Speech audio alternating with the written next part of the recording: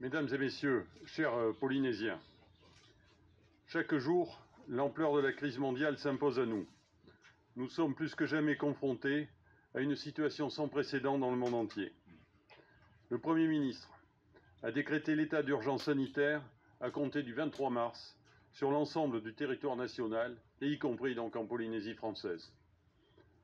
L'état d'urgence sanitaire, c'est un ensemble de règles qui permettent aux autorités de l'État, en liaison étroite avec le pays, de prendre des mesures d'exception pour faire respecter le confinement général et éviter la propagation du virus. Vous le savez, le meilleur moyen de lutter contre cette épidémie, c'est de limiter nos contacts. Nous sommes tous concernés et tous responsables les uns des autres.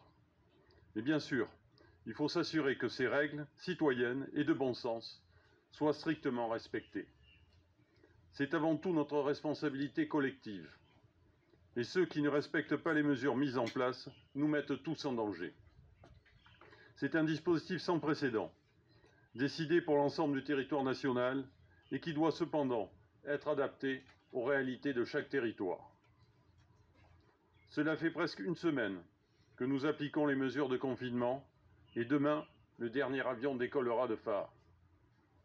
Le virus n'arrivera donc plus de l'extérieur et il nous faut à tout prix arrêter au plus vite sa propagation. C'est le moment de renforcer encore plus les mesures déjà prises sur notre territoire. Aussi, je suis amené à prendre de nouvelles décisions en lien avec le président Fritsch. Nous avons décidé de mettre en place un couvre-feu général sur l'ensemble du territoire de la Polynésie française. Ce couvre-feu prendra effet à partir de ce soir, vendredi 27 mars, à 20 h. Il s'appliquera jusqu'au 15 avril, comme l'ensemble des mesures de confinement. Toute sortie sur l'espace public sera interdite sur l'ensemble des îles, tous les jours, entre 20 h et 5 h du matin. Bien sûr, cela ne s'appliquera pas à ceux qui travaillent pour notre sécurité, notre santé et aux services essentiels comme la production d'électricité. Des précisions seront apportées dans la journée. Comme pour toutes les autres mesures de confinement, tout contrevenant sera sanctionné avec une amende de 16 000 francs qui pourra être augmentée et aller jusqu'à une peine d'emprisonnement en cas de récidive aggravée. Les forces de l'ordre amplifieront leur présence sur le terrain pour s'assurer que le couvre-feu est respecté par tous. Ce dispositif contraignant est nécessaire et nous devons tous nous sentir responsables. Ce n'est qu'en étant rigoureux et fermes que nous y arriverons. Depuis le début de cette épidémie, les Tavana et leurs équipes réalisent un travail considérable que je tiens à saluer. Ce sont eux qui assurent le contact chaque jour avec la population. Ils sont un relais indispensable pour assurer la mise en œuvre de ce couvre-feu. Par ailleurs, le virus circule aujourd'hui dans la zone urbaine de Tahiti ainsi qu'à Moorea. Aussi, je demande à tous de limiter les déplacements entre cette zone et le reste de l'île de Tahiti et de réserver ces déplacements aux seuls motifs impérieux. Les échanges entre cette partie de l'île et le reste de Tahiti doivent être limités au maximum. Les contrôles seront donc encore plus stricts. Je rappelle également que depuis le lundi 23 mars, les déplacements vers et en provenance des archipels ne sont plus possibles à l'exception du fret. Il n'y a plus d'échange afin de préserver ces territoires. Il s'agit donc à partir d'aujourd'hui de limiter encore plus nos déplacements pour ne pas propager le virus. Je répète à chaque fois, c'est nous qui faisons se déplacer le virus. De plus, nous avons décidé la mise en place d'un contrôle strict des personnes en confinement à domicile après leur retour sur le Fénois. Concrètement, cela se traduit par la mise en place d'un dispositif exceptionnel de suivi et de contrôle des personnes qui sont en autoconfinement pour une durée de 14 jours. Pour ce faire, une plateforme téléphonique a été ouverte au Haut-Commissariat en liaison avec le bureau de veille sanitaire du pays pour appeler quotidiennement ces personnes suivies.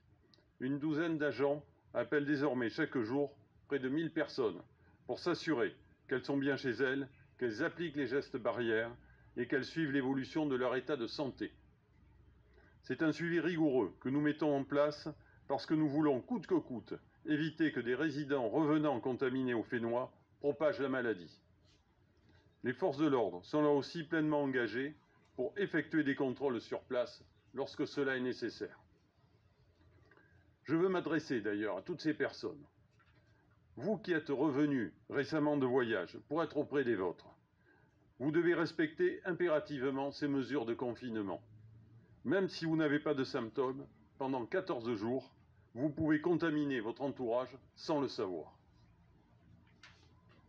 Vous avez donc une responsabilité importante.